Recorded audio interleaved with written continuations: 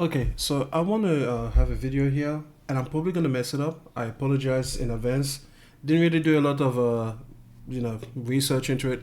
Well, actually, I did, but I just didn't really organize my thoughts in a way that I would like.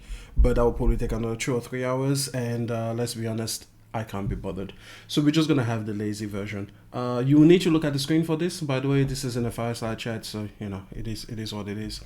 This video was inspired by two things.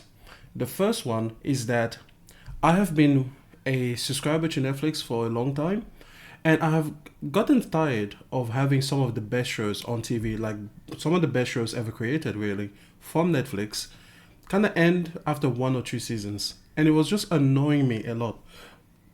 So I kept asking myself, why is it that when you have a critically acclaimed, when you have a critically acclaimed series on Netflix, a season, it might still get shut down after just like 1 or 2 seasons, even though it is genuinely good TV, like genuinely great show. Um, so I had to look into that. But then for today, this was also, I guess, a catalyst for this video was finally this tweet by Doc Dark over here. And he says, I really need help understanding if Game Pass is going to make Call of Duty lose sales, wouldn't that mean people will need to sub to Game Pass? Someone explain it to him. Okay, so this is a common fallacy that people, I don't really understand why people don't get it, but I guess evidently they don't. So the primary way that a subscription service has something added to it, and then that thing, I guess, lose money or cost them money, isn't from people subscribing to the service. In fact, that is the primary that makes money. It's actually from all of the people that were already subscribed, people that were already the core fan base. You guys are the ones that actually cost the company money. So just to give the straight up answer at the just right at the start, if you don't want to stay here for the entire explanation, here it is. Let's say that you have a core subscriber base for Game Pass Ultimate, and let's say that across PC and Xbox, there's 20 million core fans. These are people that are going to stay subscribed for at least the next year, no matter what. So the amount of value that is already in Game Pass today, if they were to add nothing else, okay, nothing else over the next 12 months, right, these people will stay subscribed primarily because they feel that what they have there is already worth it for at least the next year. So there's 20 million people like that. Good, right? Now, let's say that out of those people, half of them, 10 million, would have bought the new Game Pass, right? Great. Again, fantastic. Sorry, would have bought the new Call of Duty. Jesus, I nearly lost that one. Would have bought the new Call of Duty. Okay, great, fantastic. So 20 million core fans, 10 million would have been Call of Duty buyers. Now you add Call of Duty to the service, you've lost money. Because those 10 million gamers that would have bought Call of Duty, yes, they will play it on Game Pass. Let's say that they do. But the thing is, they were going to give you the exact same amount of money if you hadn't added the game to Game Pass. Do you understand? Like, you've literally added more value to the service, but you're getting nothing extra in return because they were already your core fans. So that means that for the 20 million core people, right, you just gave the game away completely for free because you adding more value to the service doesn't change how much they give back to you. And that is why services like Game Pass are value destructive. So when Jim Ryan said that, he was talking from a business perspective. From a business perspective, that equation, the fact that you can take a game that let's say it costs $100 to $200 million to make, and then for a core subscriber base, you would just add that to the service without asking for any money in return. You've lost money on all of those sales that you could have made, because even if only half of your core subscriber base was going to buy it, that means that you've lost that money. So think about it. Let's say it costs 200 million for the new Call of Duty, just easy number, and 10 million people that were already a part of Game Pass were also going to buy it. Now, it would have cost them $70 each if they had bought it a la carte. But now you just give it to them, to those 10 million at least. That's $700 million gone. You've just lost all that money. It's just literally, you gave it away for nothing. And that is why it's value destructive. Now, of course, you give it to everybody else, right? There's 34 million Game Pass subscribers. And now you can start to see how it balloons. Because to the business, 34 million people that are already on Game Pass. Okay, let's remove the people that are on Game Pass, like the very basic package. So let's just say 30 million people are on Game Pass Ultimate or an equivalent that would have given them Call of Duty. Okay, so to those 30 million people, you've given them all of this money, all of this value for nothing, for no money. So now you multiply 30 million times 70 potential dollars, because they would have been potential clients otherwise. And now you start to see how you just keep multiplying the number. Now suddenly it's cost you $1 billion or $2 billion or even $3 billion. Again, depending on how far you can push it, right? Because they will have the real numbers of, what is the Venn diagram. A person that already is a Game Pass subscriber versus a person that is already a Call of Duty kind of like core fan. Where do they meet? How many people is that? Only Microsoft can have that Venn diagram. So now I want to get into the main point of the video. I want to go back to my Netflix question. Okay, so that's a quick answer in case you wanted to know why Game Pass is value destructive. But let's take a look at the world of Netflix subscriptions and everything in order to kind of understand this point better, because this was originally my idea around this video. So here we are.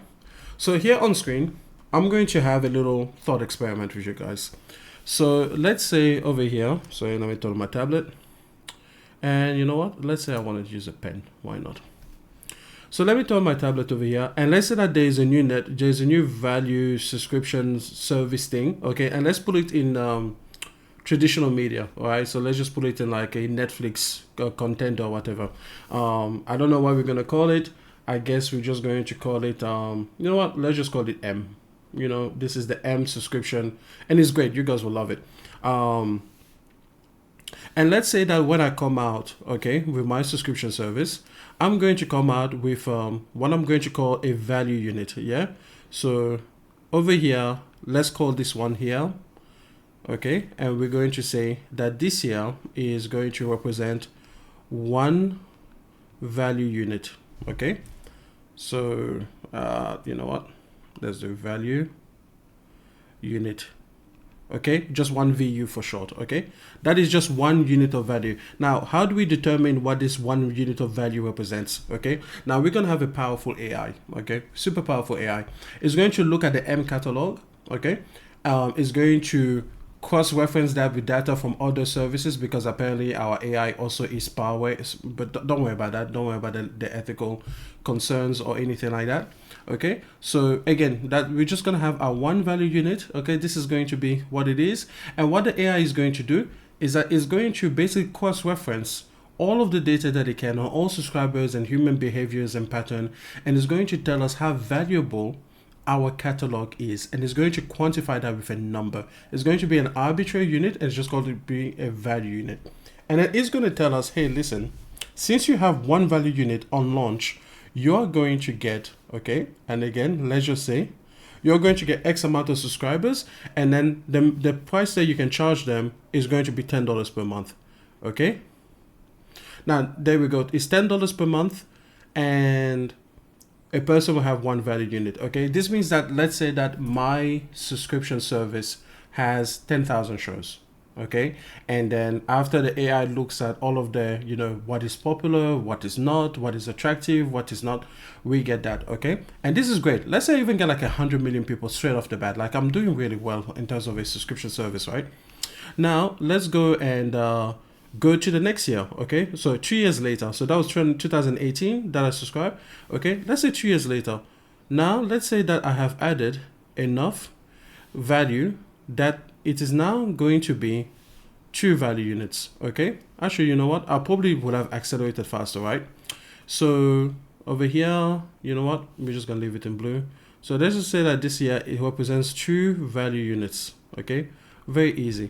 Then by 2022, okay, now this is not going to be to scale, because as you guys can see, I'm going to run out of space really quick. So you know what, we're just going to I should probably adjust them, but we're just gonna roll with it. Okay, we're just gonna roll with it.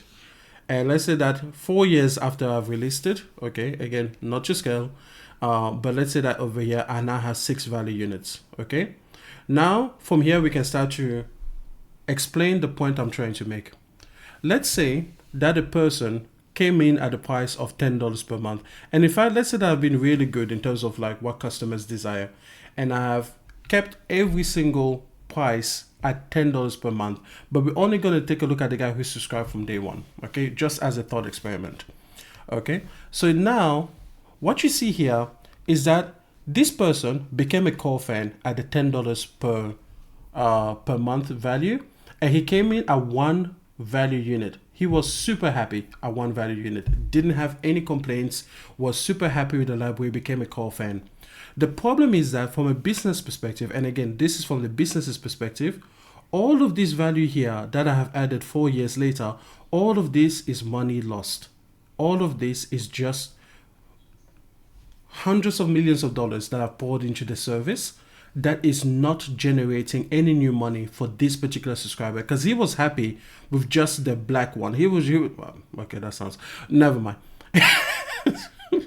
He was happy here. He was already happy here. So all of this extra value that I added to the catalog, because now my catalog is larger. Now I have 45,000 shows, and I have so many more watch hours, and I have great things and great content from sci-fi to fantasy to documentaries to nature to podcasts. Everything that you could possibly imagine is in this extra 5 value units that I have added. The value that he now has 4 years later is exponentially higher than the value he received on day one. But the problem is I'm charging him the same amount of money. And this here kind of establishes the flaw or the paradox with subscription services. Because what you guys need to understand is that with a subscription service, your core fan base is pretty much money lost, because as soon as you add extra value but you do not increase the price, you are actually just giving them stuff for free. They were already going to subscribe. So basically, if I had just stayed at 1 value unit all the way through, okay, to 2022 at least, this one person would have just paid me his $10 a month every month, and he would have had no complaints, and he would have just gone on his way. And eventually I may have actually made some money, but no, I just kept on signing more deals and, sponsoring more shows and taking more risks and spending more and more money. But all of that was given to him for free. Not only the value there that he received, but also, of course, the value that he had to receive there. All of that cost me money. So unfortunately, for me as a business, I don't like it.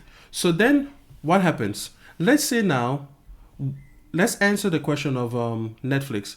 With Netflix, when they come out with a new show, okay? So you know what? Let's give a name for a new show. What are we gonna call it? We're gonna call it a new show. We're gonna call it Valiant Heart. Okay, there we go. I come up with a new show. It's Valiant Heart, and it takes the world by storm. Okay, just world by storm. But here's a problem. I already have 100 million subscribers, right? So I have 100 million subscribers, and it takes the world by storm. But guess what? Only for my subscribers. Let's say 80 million of my subscribers, okay, love this show. I mean, they cannot take enough of Valiant Heart. They just want it pumped straight into their vein and everything. But guess what? This 80 million from this 100 million, they were already my core subscribers. I was already getting their money. So by giving them Valiant Heart, and by Valiant Heart doing really, really well with my core fan base, but bringing almost no one else in, that just cost me money. That's literally just a show that I put on for them for free. So what shows have to do on Netflix, and the reason that so many of them get cancelled, right, after 1 or 2 seasons, is that their real goal is to bring in new subscribers. This is the actual way they make money. You need them to bring in the new subscribers, okay, in order for you to actually be able to justify the cost of that particular show. Because if Valiant Heart, on top of doing really, really well with my core fan base already, brings me in 40 plus million subscribers, then it is a success. Now I have 140 million subscribers, 40 million subscribers that will not have come in. Let's say again, just for the sake of it, that they all pay $10 per month. And let's say that Valiant Heart is going to be something that takes an average of 2 months to finish. So now I have got $20 out of each person, and since the 40 plus million of them, I have made $800 million. Okay, but here is the problem. They say that this was Valiant Heart season 1. Okay, and it did so well for itself. Now what do you think happens in season 2? Okay, once I finally get to season 2, the problem is that, again, if these guys were converted to core subscribers, then season 2 doesn't justify for itself unless it manages to also pull similar numbers. Okay, so unless I can say, okay, with season 2 I have now attracted a further 25 plus million subscribers, then I have lost money on season 2. And that's why so many shows on Netflix fizzle out, because while you as a core fan might love the show, if it doesn't bring in new people, that's just money wasted as far as Netflix is concerned. Notice that this is completely this is complete opposite to what your experience is as the consumer. As the consumer, the more value a subscription adds, the better a deal it is for you. And the thing is, it is so heavily weighed in your favor that these companies are realizing that, wait, this cannot keep going on. And this is the same thing across Netflix, Disney Plus, Hulu, all of those things. What you see there is that they are reducing the amount of investment they're making in these shows, and they're trying to be more strategic. But if you notice, they're often trying to be more strategic with shows that the core subscriber base doesn't really love. Okay, so again, if let's say that Disney Plus, their core subscriber base is around Marvel and Marvel properties, that's why you're seeing a lot of Marvel properties that are really different from what you would typically expect Marvel to be, mostly because they are not designed for you. They are designed to pull in the person that is going to be looking for something different. So let's say even if they have a Marvel show. So for example, they had like Kamala Khan. I really enjoy Kamala Khan, right? It's actually one of the things that pull me back to the service, because Disney Plus is one of those services that I personally churn. You know, when it gives me something that I want, I will subscribe to it. Then afterwards, I just, cancel my subscription and I leave. So I really liked Kamala Khan, Muslim, superhero, female, great. I thought it was fantastic. Great show, by the way. But here's the problem. A lot of the core fan base of Disney Plus will not really care for a show like Kamala Khan. And again, that's why it is made, because they are trying to pull in the new subscribers, or at least the returning subscribers. Because you guys that are already satisfied with what Marvel is, with what Disney Plus offers, then your voice matters the least, because you don't make me extra money. I give you all of this extra value and you make nothing. Similar story with PlayStation Plus. Like PlayStation Plus, let's say we are taking a look at the PlayStation extra tier, or even the premium tier, but let's just take the extra tier so we can move forward. And let's say that it costs $15 a month. Okay, I don't know exactly what it costs, but let's just say it costs $15 a month. And let's just use me again as a personal example. Okay, now me personally, I am extremely happy with PlayStation Plus. If PlayStation Plus was to stop giving new games, whether in the catalog or in the extra category, today, I will probably have enough backlog, enough value left over to pretty much last me, let's say, an extra year. Okay, so I am a core subscriber to PlayStation Plus for at least a year. Okay, now that's fine, right? And that's actually what the business will like. They would like to just be like, okay, you are paying for this much, this is going to be enough for you. We don't want to spend extra money wooing you when we're not going to get that extra money back out. Okay, but when you are now going to look at it from from the consumer's perspective, of course you want more games added to PlayStation Plus, right? That's of course what it is that you want to do. So if they were to freeze PlayStation Plus's catalog and not add anything at all, I will be fine with it for another year, and then they will have to do something to re-up. Okay, so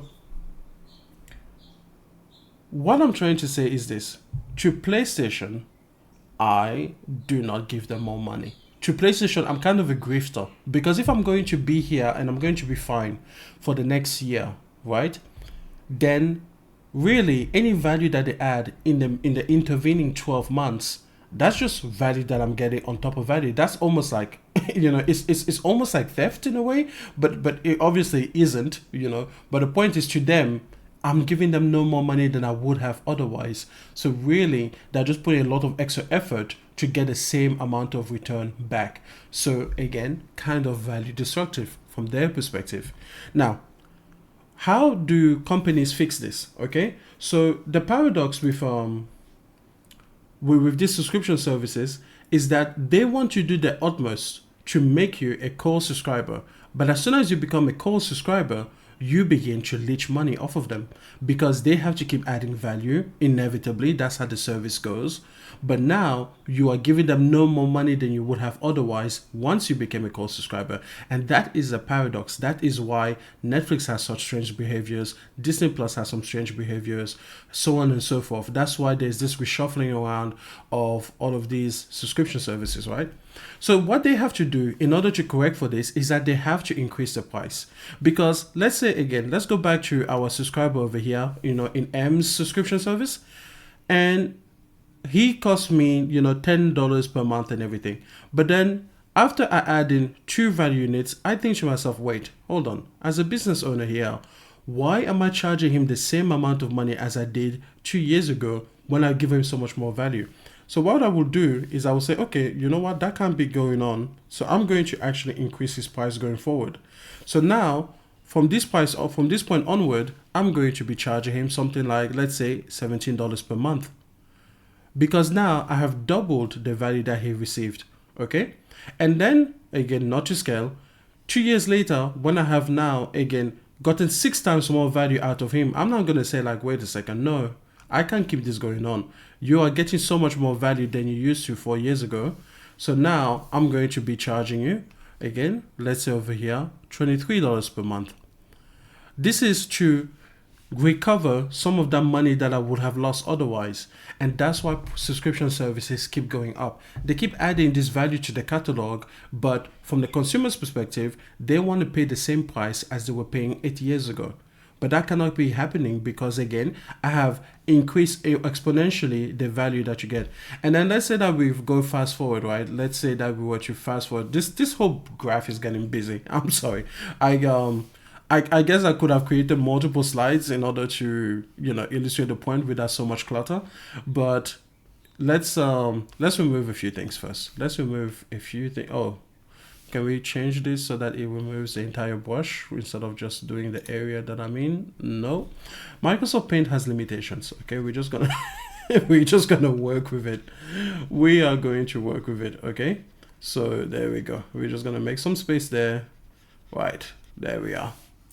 Next time, I promise you, I will not put any more effort than this. This is it. This is all you're gonna get on this channel ever. So we're just gonna all make our peace with that, and that will be that. That will be everything that we're ever gonna get ever on this, and we're never gonna expect Emmanuel to do anything better because he definitely is not. Okay. So now let's say over here I have 20 value units. Okay. By the time that I am in 2026, 8 years after my initial launch, I have 20 times the value. This could be the size of the catalog, this could be the quality of the catalog, this could be the popularity or the virality of the catalog or whatever. Now imagine if the whole time this guy had been paying $10 a month. Look at how much I would have added him 19 extra value units of catalog content, and he would have done nothing but pay me the same amount of money he would have paid me at day one anyway. That is completely unsustainable.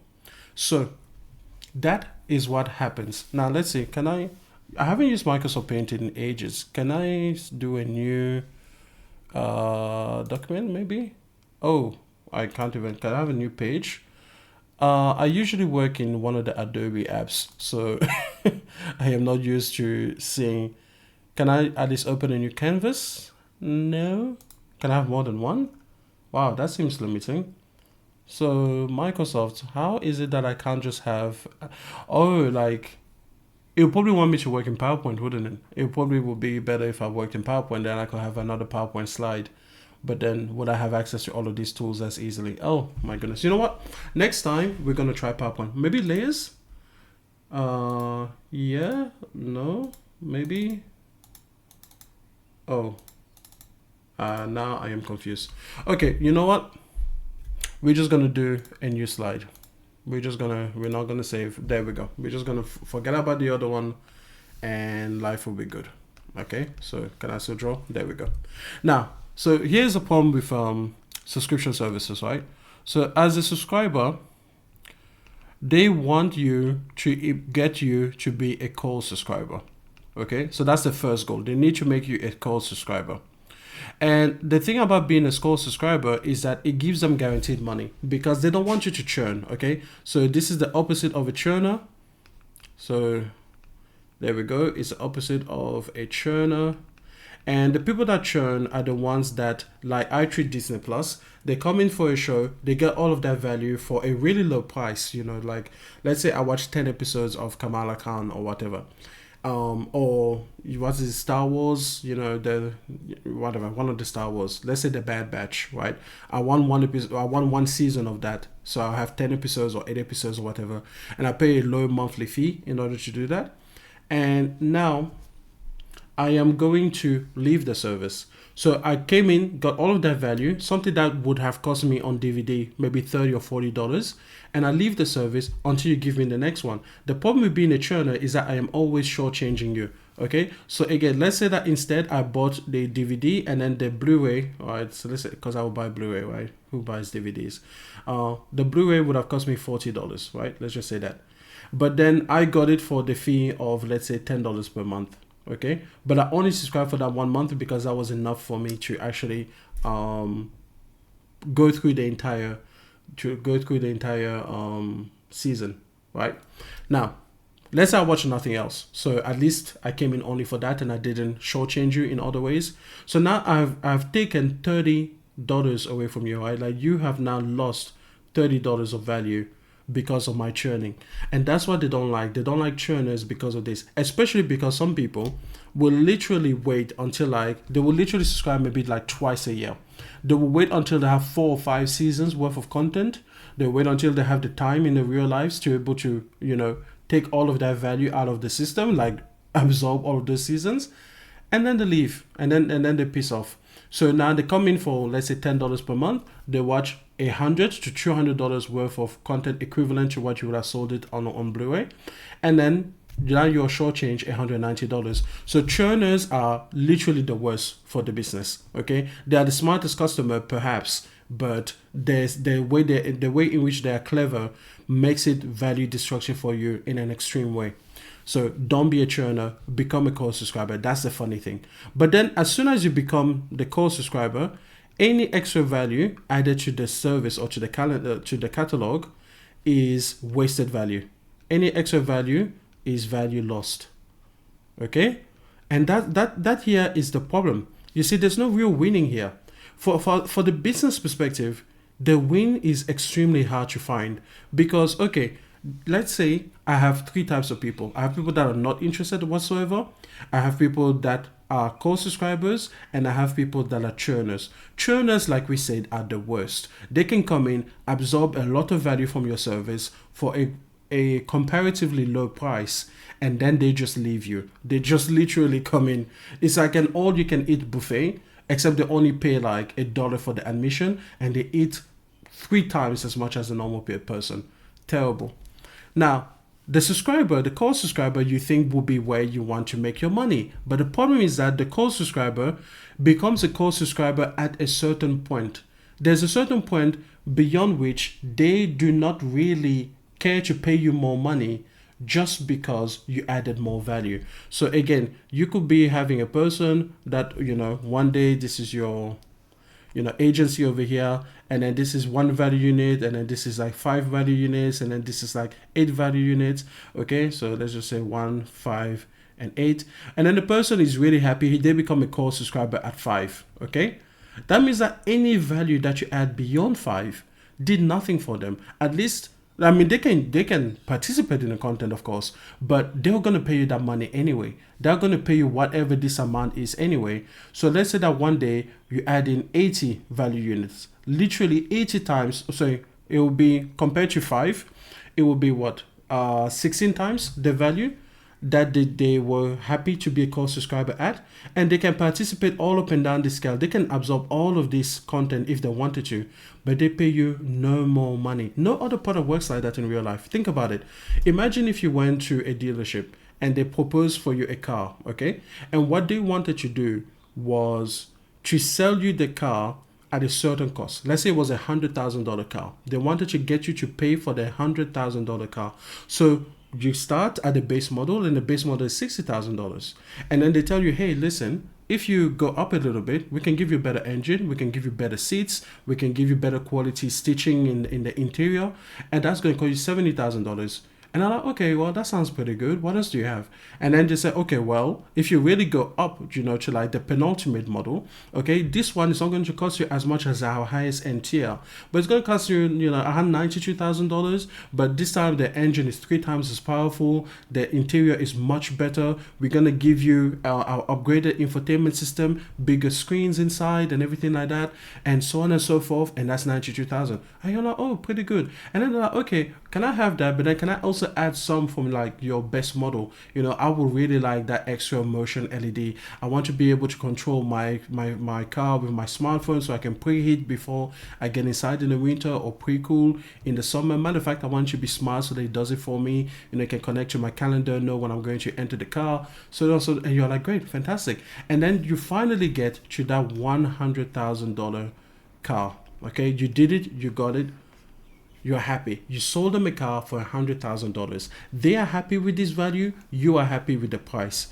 Okay? Everything is great.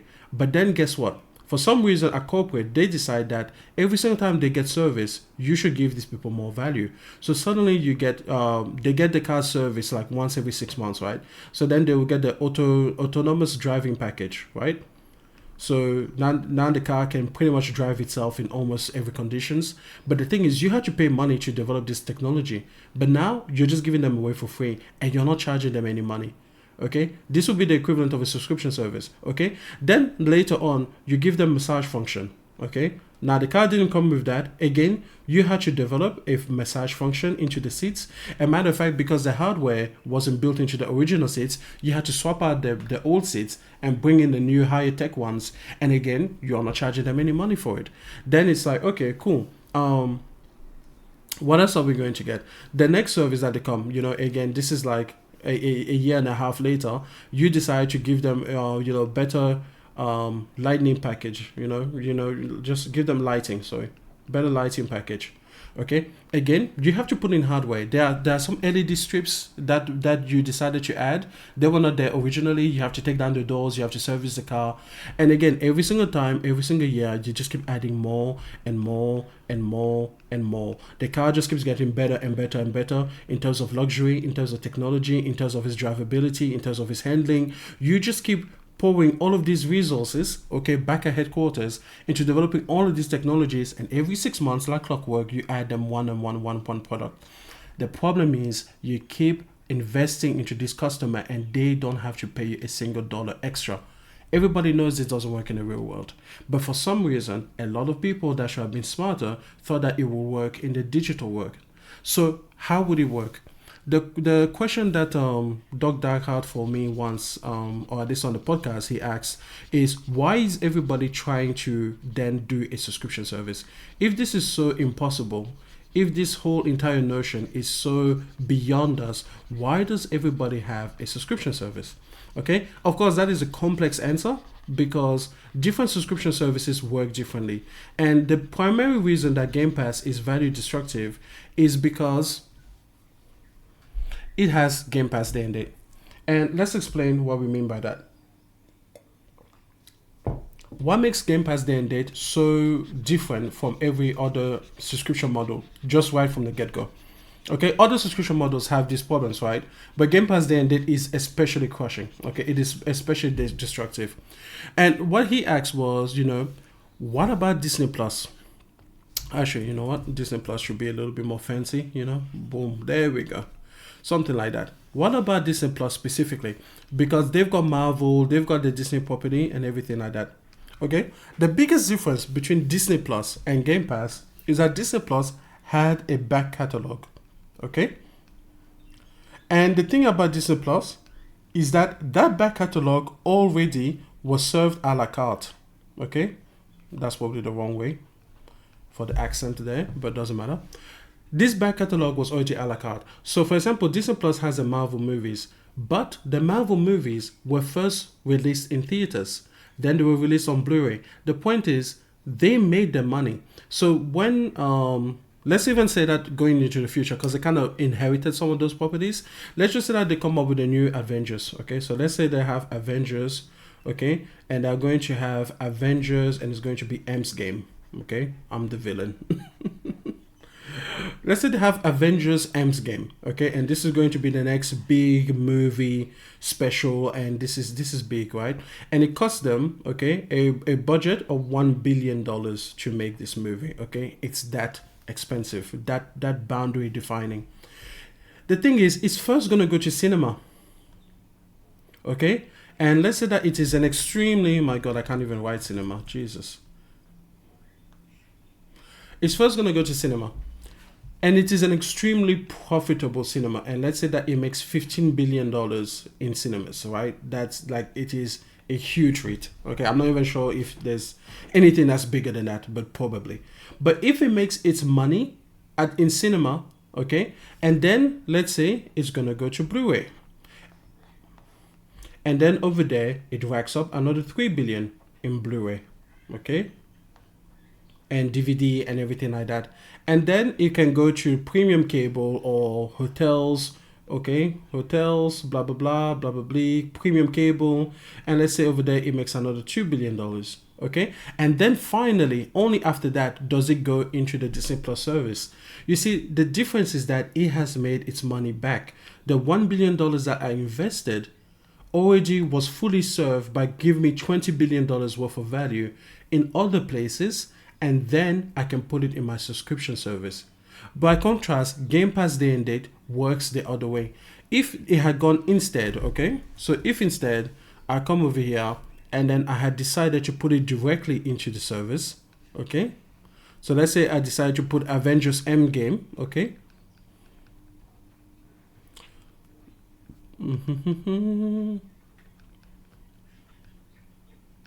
and let's say that it went directly day and date into the service, okay, and let's say that it netted me an extra 30 million subscribers, 30 million subscribers, and then all of these guys were paying $20 a month, okay. Let's say that I bumped up my prices there, okay. That means that in total it would have made me $600 million. That is nothing, okay, compared to the $20 billion I would have made here. And then the problem is that this will be 30 million subscribers that it brought in. So these are new subscribers, right? These are new people, which I like, okay? That's $600 million worth of value that my service didn't have before. But the problem is I already had 150 million subscribers, okay, who paid nothing. They paid nothing to watch M's game, okay? And they watched it day one, okay? You see, this is the problem. This is the big issue with Game Pass Day and Date. The part where it loses money are the people that are already in the service. The core subscribers, paradoxically, while they are the thing that you want to get to, they actually take money away from you. And the more of them you have, the more money you lose. Because the more people are already core subscribers to your service for a finite market, because there's only ever so many people that will ever be addressable to you. Let's say that the addressable market for Disney Plus is 500 million people. This is the maximum amount of humans on Earth who would ever be interested, okay, in this particular service. And let's say 150 million of them are already part of that core. The more of these people you convert to be core subscribers, the more it costs you to lose value by putting something, especially day and date, especially a big property, on a service like Disney Plus, right? And then the more is going to eventually, or the harder it will be to put in new subscribers of any kind. And that is the big issue with what we have. That is the big issue with the subscription services, okay? So let me see, is there a quick way to just I'm just trying to see if I can just quickly get rid of everything. Like, is there like a delete button for every single thing? Nope. I guess I could change the size of the brush. maybe. Oh no, that's gonna take too long. You know what? Let's start again. Okay, so we're not gonna save. Let's go back the other way. And then let's talk about how will they make money and what they are chasing. What are they chasing? If all of this is so bad, what do they actually want? Well, what they want is subscription nirvana. Okay? This is the best way that they can make money. And there's a few ways to get here, okay? So, what is subscription nirvana? Where do they finally see all of this here heading? At the beginning, Netflix was really close to what this was, okay? And the first way that you can have subscription nirvana is by having a monopoly, okay? You want to have a monopoly on the subscription services, and you also want to have a cultural monopoly. So two monopolies, okay? Both on the market itself, okay? As in you are the pretty much the only one available, okay? And also on the culture, as in you are the only way to consume this media. That's you need to have both of these for this particular way to make sense. Because once both of these things are true, you can charge whatever you want, okay? You can charge whatever you want. Let me put that in blue because this is really what we want to get to, okay? You can charge whatever. And more importantly than this, okay, this is the key part. This is the thing that is more important than charging whatever you want, okay? This is the goal, okay? For every single part of this, it is to stop adding value. This is it. This is the ultimate goal of all of these subscription services. It is to stop adding value to the service. Because the entire point, if you keep noticing, okay, I wish I could go back in time, but the entire problem is that we just kept adding value to the service, but we couldn't charge people higher amounts every single time that we added the value. So we just kept losing money. So what we want is to absolutely cost. We want to get to a point where we are the monopoly so they have nowhere else to go. We can charge whatever we want so that we can recoup at a pace that is comfortable for us. We are also culturally the only way or the primary way that people want to experience this content in the first place. So again, they have nowhere to go. They can't just switch back to cable. They can't just go and find Blu-rays and everything. They can't just have physical media because then they could pass it amongst themselves. They can't pirate it. We don't want that either. Then we can charge what we want. And more importantly, the key point is we just stop adding value. We stop chasing after new ones and we just use our core subscriber base and we just ride them out into the sunset for 10 or 100 years as far as we can push it. Okay, periodically we might add something new, but again, we want to completely slow down how many properties we are fighting for and we are vying for. Okay, that is the best path to subscription nirvana. Become a monopoly, achieve monopoly in these two areas, charge whatever the hell you want, and stop adding value to the service. Stop chasing more and more and more, and have people just be content with the catalog that you've already provided. That is subscription nirvana. That's the first path. Okay, now if that's one path, then there must be another, right? The other path is, oh my goodness, you guys are going to hate that color, okay? The other path is going to be the way that cable did it, okay? Do you guys remember cable? If you think about cable was really just an ad-supported subscription plan. And cable had subscription nirvana. No, most importantly, they had the culture, okay? They already had a monopoly on the culture. For the longest time, cable was the way that you experienced, kind of premium shows and premium TV. That was it. But then, you know what they had? Instead of having just the market corner to themselves, they had something super clever to replace it. You know what they had? They had what am I gonna call it? Ooh, I think it's delineated. Okay, that's a complicated word. But the point is that they had sectioned. They had the section catalog. Okay, and this was their big success. Okay. Oh, and also, most importantly than that, even more importantly than that, they had it had ad support. Okay, this one here is the key part. Okay, this is how cable achieves subscription nirvana, because again, cable was just an ad supported service, okay, that you paid for. The section catalog was key though. Okay, why? Because they were trying to figure out what made you a core subscriber. So they said, hey, are you there for kids shows? Are you there for sports? And of course, if you're there for sports, they especially put an emphasis on live sports, right? Oh, why do people always call me? Don't mind that. We're just gonna put that aside. Okay, so sports and live sports, right? They had things like movies, right? Generally speaking, what did they have? The thing is, my parents subscribed to Foxtel, but I was never interested in it because I always thought it was weird to pay for more ads. That was always strange to me. But let's say that they had like daytime TV, right? So on and so forth. Okay. And the genius behind this thing is that they found out why you were a core subscriber, and they said to you like, "Hey, listen, buddy, listen. If you want live sports and sports, yeah, that's going to be $15 a month, okay? But then if you want more value, or if your life changes, let's say you get kids, and suddenly they have a really strong incentive to actually have kids TV shows, yeah, we're gonna want another $10 per month from you. Now, yes, we will add value, but every single time we add value to you, we're going to charge you for it, right? Oh, and over there they also like extra paid programming, like if you had like a movie that was hot off the press, they will literally charge you a la carte for it. So over here it will be something like $8 per view. If you want the daytime TV, your soap operas, they were like, yep, we're gonna need $12 per month for it. And then they basically got you to add a package so that if you were a core subscriber to just sports, they knew that you were not going to pretty much mooch off the benefit that they give to the movie subscriber. They wouldn't mooch up to the benefit that you get for the paid programs. Because if you have pay-per-view, like having your cable subscription didn't mean you got to watch pay-per-view. You had to pay for that extra event. So again, they made money because they were actually never adding that much value to you unless they were charging you a month for it. And on top of that, they had the genius idea to make these 12-month contracts, right? They were like, yep, on a 12-month basis. Because you can have this thing, you can lock in this price for 12 months, and maybe you get really lucky in those 12 months that you extract a lot of money, a lot of value.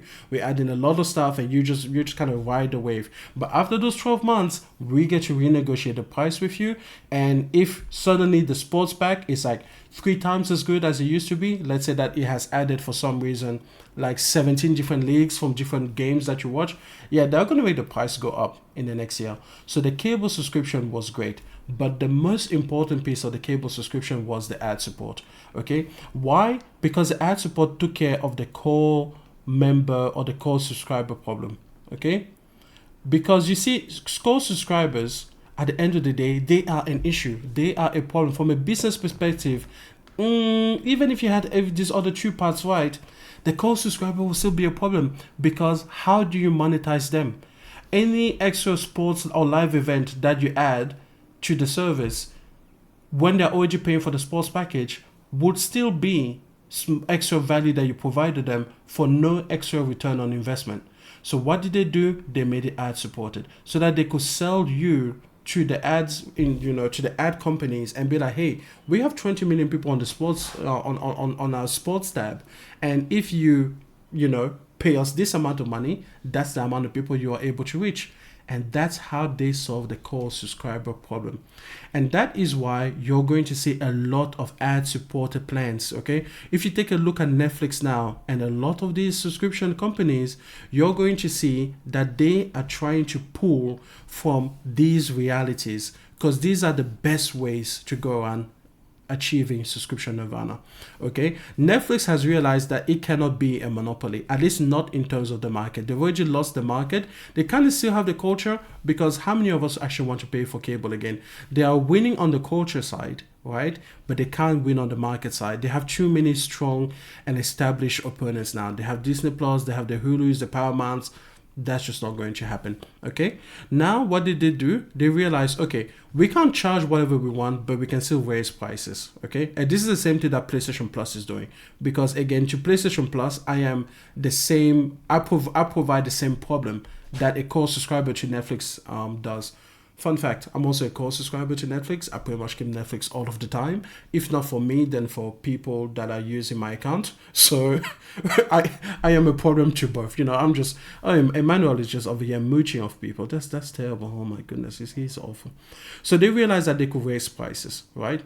Okay. Then what they realized is that they can't stop adding value but they can reduce the value add. Okay, they can reduce how much value is added. Okay, and that is a key thing. They are trying to save costs by just not letting you keep having more and more and more and more and more in the catalog as quickly as you used to. So this is how Netflix is started to go. But then they realize, wait a second, this is just using this and we're never going to get to this monopoly thing. Why don't we actually kind of start leaning a little bit into this thing? And they realized that the biggest part of the problem they needed to solve was this goddamn cold subscriber thing. So now they're like, wait a second, what if we just create an ad supported plan? Isn't that wonderful? Because if more people can actually be convinced of being cold subscribers but on our ad supported plans, they might actually be more valuable to us over time than people that are cold subscribers on ad free plans. So now it's almost like they are willing for you to drop down a level to become, an ad supported plan. And I would not be surprised, I think right now the ad supported plan is like the cheapest one, maybe like $6 a month, and it doesn't give you access to 4K and everything. Do not be surprised in the future you're going to see that 4K ad supported version. Okay? Do not be surprised if this is coming in the future, because really by bringing ads back, you actually start to monetize your core subscribers. This here is how you solve that problem.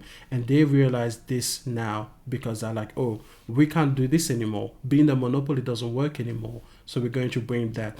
Now, another thing that I think they're going to do is this whole section catalog approach. I think that might be coming. I think that there could be in the future where you're going to see Netflix basically parcel out and say like, hey, what are you interested in? Because if you don't want to pay the whole amount for the catalog, they will always have an option where you can pay for the entire catalog, of course. But if you don't want to pay the whole amount, maybe we can entice you by just having Netflix for kids, or Netflix for nature, or Netflix for documentaries. And so we just get to get a little bit more value out of you. And also we get how much value you can extract from us for the same price as before. So that is what is happening with subscription models right now. And that is what's going to keep happening. And if you think about this whole section approach, right, this section catalog, this isn't that different from what PlayStation Plus is doing, right? Because take a look, one of these things, the thing about this particular study is that it is something that is common across pretty much all subscription services, okay? So if you take a look at PlayStation Plus, right?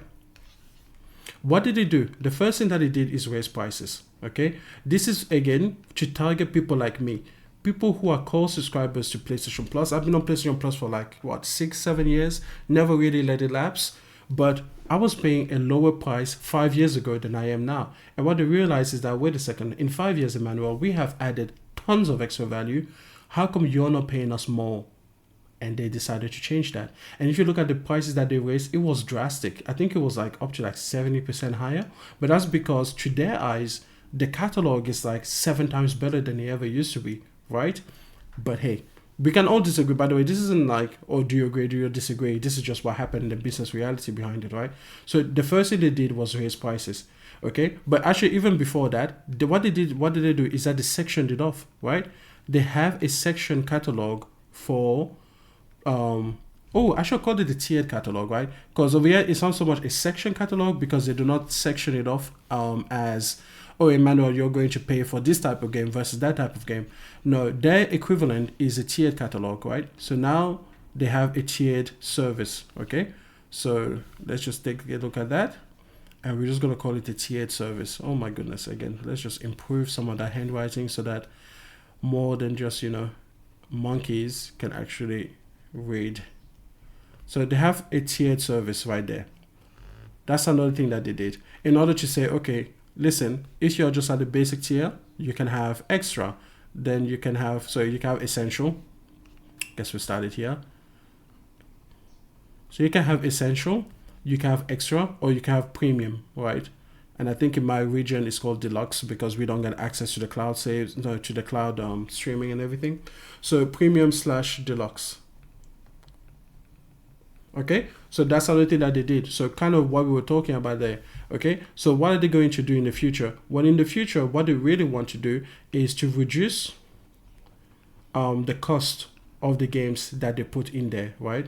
So what they definitely want to do is definitely not do what they did with Horizon Forbidden West. Horizon Forbidden West cost them a lot of money because there were still people who had leftover purchases that were going to buy it a la carte, but they put it into the service too early, and that cost them a lot of money. That cost them like, I think, $86 million or something, because of all of their value that they lost from it. So they are going to want to reduce the cost. They're also going to want to reduce the cost with third party providers. This could be indie studios or any other third party studios, and we have seen reports of this. Okay, we have seen reports of like third party or indie publishers at least saying that their the bag of gold isn't as heavy as it used to be. Okay, so now the bag is lighter. They are not going to be throwing all of this money at you anymore in order for you to be part of the subscription service, because they want to reduce the cost. That is a big thing with PlayStation Plus.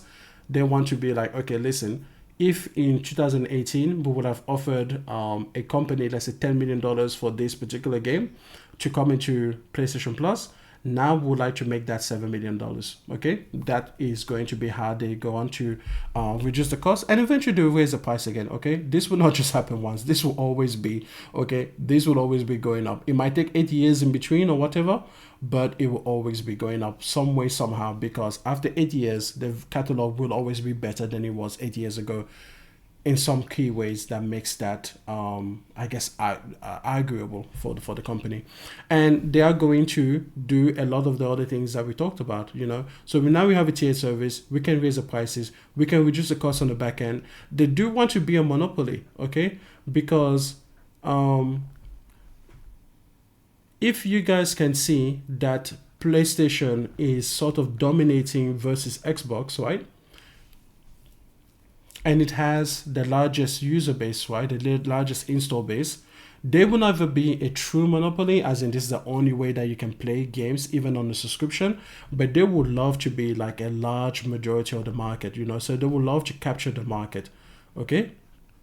They would love to capture that market. Now, they don't really care about the culture part, because PlayStation Plus, if you notice, they have never gone after the culture aspect. They have never ever try to make it so that PlayStation Plus is the only way you think about playing a game. They have never done this. And the reason they've never done this is because, much like Disney Plus, they want to use the waterfall method, okay? So instead, they want to do the waterfall method, where they will first sell you a game a la carte, okay? So first you can sell the game, right? And then you can reduce the price, okay? So you can have sales on the game, or discounts, I should write, because that kind of gets a little bit confusing. So you can then have discounts on the game. Then you can have the game enter into PS Plus. And then the new thing that they want to do is to sell to PC. Okay? So these are the ways in which PlayStation Plus has tried to deal with those particular things, right? To those particular with those particular concerns. But here's the problem. In all of these things, you know what they would really love to do? Some kind of ad support. Because again, the ad support part actually monetizes your core fan base. Because in all of these ways over here, people are only ever going to take so much raise prices. So this year, it has a finite. There's a point to which you cannot go beyond. Okay, reducing cost. You can only reduce cost so much. You can't, I said that I would stop. I said that I could keep going with PlayStation Plus up to 12 months, given the value that I have today.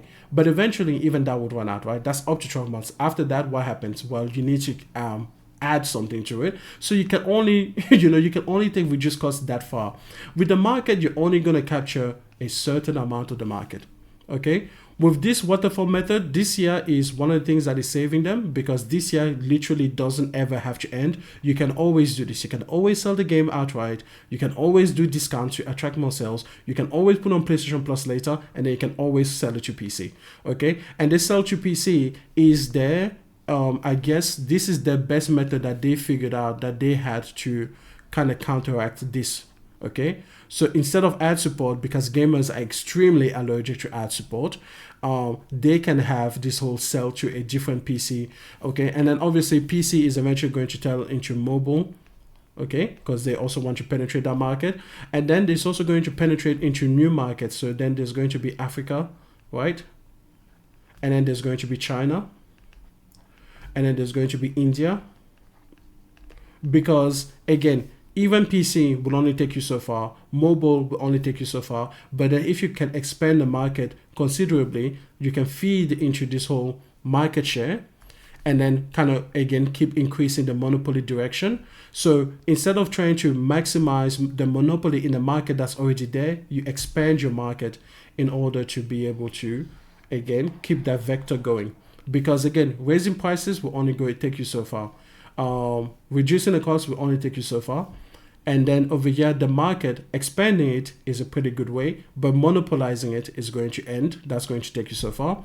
And over here, what they really do want to get you is to this ad support, man. Let me tell you, if PlayStation could find a way to do an ad supported tier in a way that gamers would accept, it will be done day zero. Immediately, it will be the primary method in which they will go about it. So those are my thoughts on subscription services. Man, I'm just glad I got this all out of the way. Okay, I know it was messy, I know it was rambling, I apologize, but I have been thinking about this for way too long, and it's been just like percolating back and forth in my head, and I just had to get it out one time, and I got it all out. Somewhere in there was some sense that was made. I don't know where. You'll have to go and look for it, but somewhere in there it made sense. So just to recap, let's say we have Call of Duty, okay, in Game Pass, just in case you couldn't be bothered paying attention to any of it. The problem is that core subscribers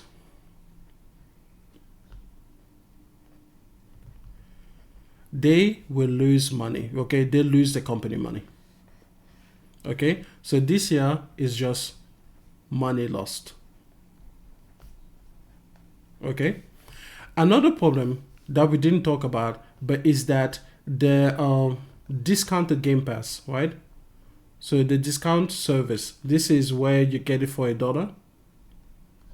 Okay. This exacerbates the money lost because now even if you're attracting new subscribers, okay, let's say you're attracting new subscribers, now you are losing money even on them.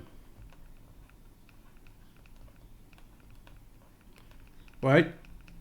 Because if they're coming for $1 a month, right? Then it's like, wait, what? You were going to have a service that you were going to sell for $70. And let's actually look at specifically a person who was going to buy Call of Duty primarily for the main campaign. Because believe it or not, even it might just be 1, 2, or 3 million, there are some amount of sales that are made on Call of Duty from people who are willing to pay the full price to primarily just experience the main campaign. They'll pay the full $70 just for the main campaign of Call of Duty. But now you're giving them access for $1 a month. So let's say there were 3 million of them, okay? So you had 3 million and you were going to have $70 from each. And now that was 210 million that you don't get to make. But let's say all 3 million for some reason decide to go through Game Pass, right? Now you have made 3 million times $1. And now that means that you are literally, the difference between these two is $207 million short. That is how, again, you are going to lose money by putting Call of Duty in Game Pass. Okay? Now, again, another reality are the people who are just going to be churners, right? Okay? And again, this could be the same people that come in for $1, they play the main campaign and then they leave. Or it could be people who they are going to come and play for about a month or two. Okay, so let's say they pay for 3 months and they pay $10 per month. Or what is it, like $17 per month now? Let's say they play for 2 months and they have $17 per month. Okay, so then it will be $17 per month times 2. And this is going to be $34 that they pay versus the $70 they would have paid. Okay. So you see, again, you are losing money, even when you have new subscribers, because these guys are the churners, right? Another way that you're going to lose money are the beta testers, okay?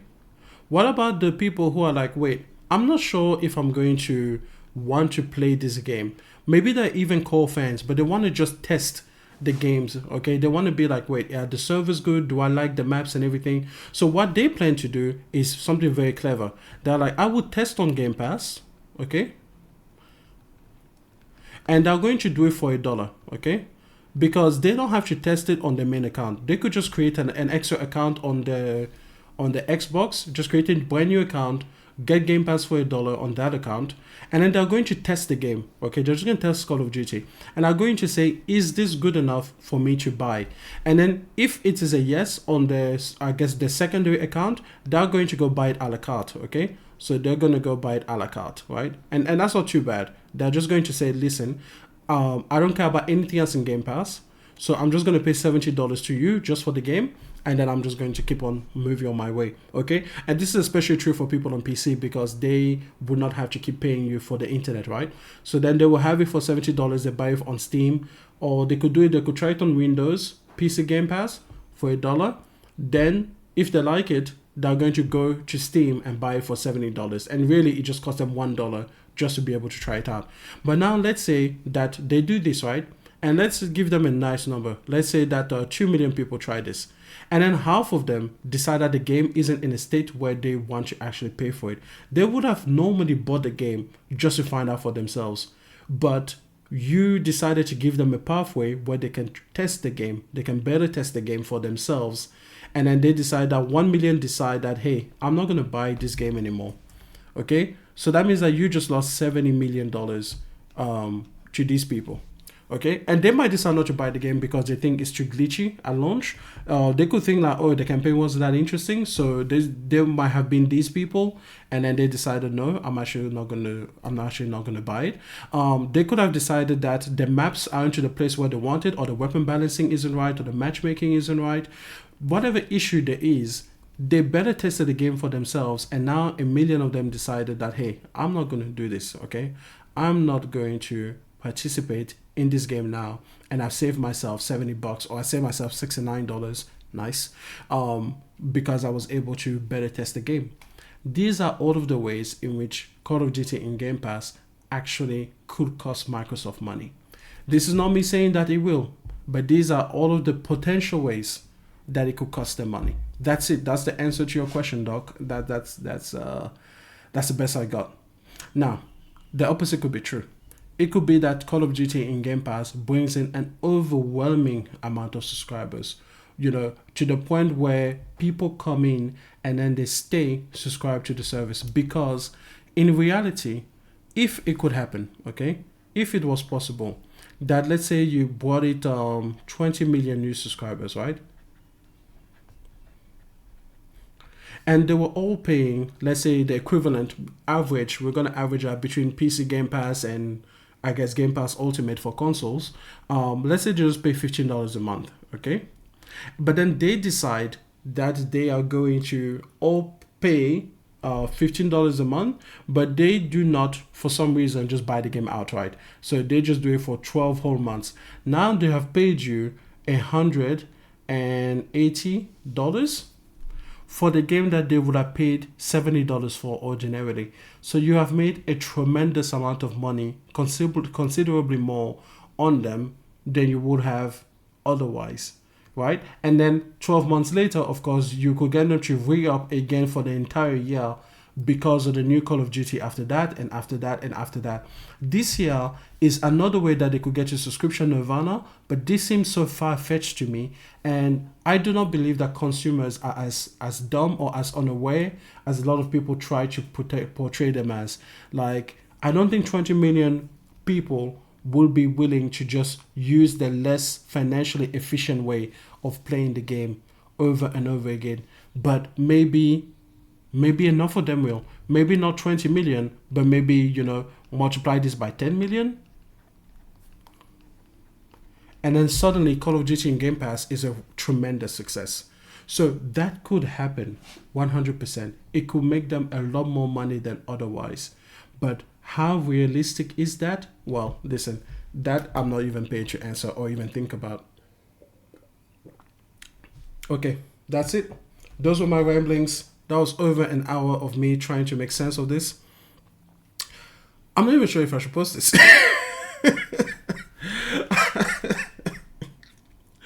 Can you imagine? After all this time, I'm just like, whew, it's out of my head.